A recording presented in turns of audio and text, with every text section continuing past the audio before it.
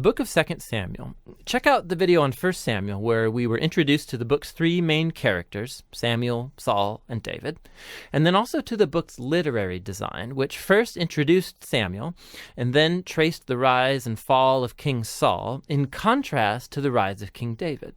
2 Samuel tells the story of David as Israel's king, and in two movements. There's a season of success and of blessing, followed by a huge moral failure and then its sad consequences. And then the book ends with this well-crafted conclusion that reflects back on the good and the bad in David's life, generating hope for a future king to come from his line. So 2 Samuel picks up after Saul's death, and David surprises everyone by composing this long poem where he laments the death of the very man who tried to murder him. And so once again, the author, he's presenting David's humility and compassion. He's a man who grieves the death even of his own enemies. After this, David experiences a season of success and God's blessing.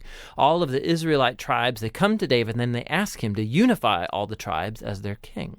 And so the first thing David does as king is to go to the city of Jerusalem. He conquers it, and he establishes it as Israel's capital city, which he renames as Zion. And from there, David goes on and he wins many battles and expands Israel's territory. Now, after making Jerusalem the political capital of Israel, he wants to make it their religious capital as well. And so he has the Ark of the Covenant moved into the city. And then in 2 Samuel 7, he tells God, now that Israel has a permanent home, he thinks that God's presence should also get a permanent house. So he asks if he can build a temple for the God of Israel. But God says to David, thank you for that thought, but actually I'm going to build you a house, a dynasty.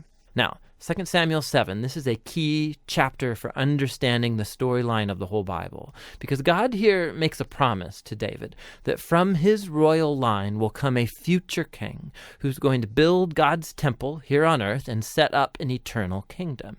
And it's this messianic promise to David that gets picked up and developed more in the book of Psalms and also in the books of the prophets. And it's this king that gets connected to God's promise to Abraham. The future messianic kingdom will be how God brings his blessing to all of the nations.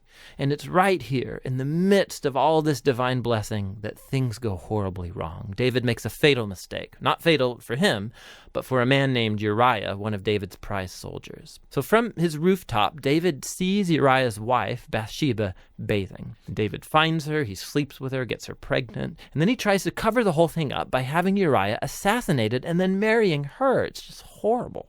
So when David's confronted by the prophet Nathan about all of this, he immediately owns up to what he's done. He's broken, he repents, he asks God to forgive him, and God does forgive him, but God doesn't erase the consequences of David's decisions. And so as a result of this horrible choice, David's family, his kingdom, it all falls apart. And it makes this section a tragic story, much like Saul's downfall. So David's sons end up repeating his own mistakes, but in even more tragic ways. So Amnon sexually abuses his sister Tamar, and then their brother Absalom finds out about all of this and has Amnon assassinated. And then Absalom goes and he hatches the secret plan to oust his father David from power, and he launches this full-scale rebellion.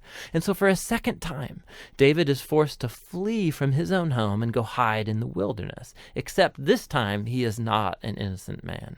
The rebellion ends when David's son is murdered, when it breaks David's heart. And so once again, he laments over the very man who tried to kill him.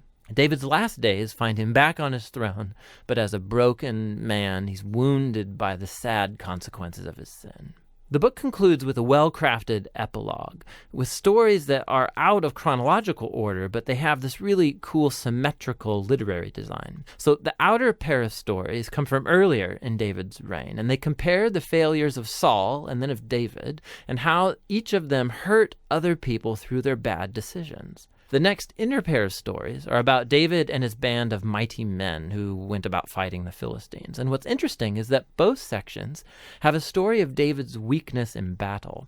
So in contrast to the victorious David of chapters 1 through 9, here we see a vulnerable David who's dependent on others for help. The center of the epilogue has two poems that act like memoirs, and David reflects back on his life, and he remembers times when God graciously rescued him from danger.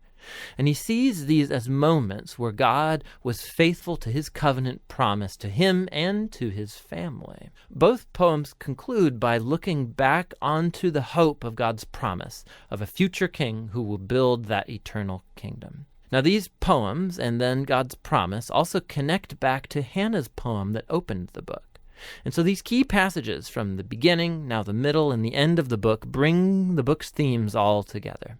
Despite Saul and David's evil, God remained at work, moving forward his redemptive purposes. And God opposed David and Saul's arrogance, but he exalted David when he humbled himself. And so the future hope of this book reaches far beyond David himself. It looks to the future, to the Messianic king who will one day bring God's kingdom and blessing to all of the nations. And that's what the book of Samuel is all about.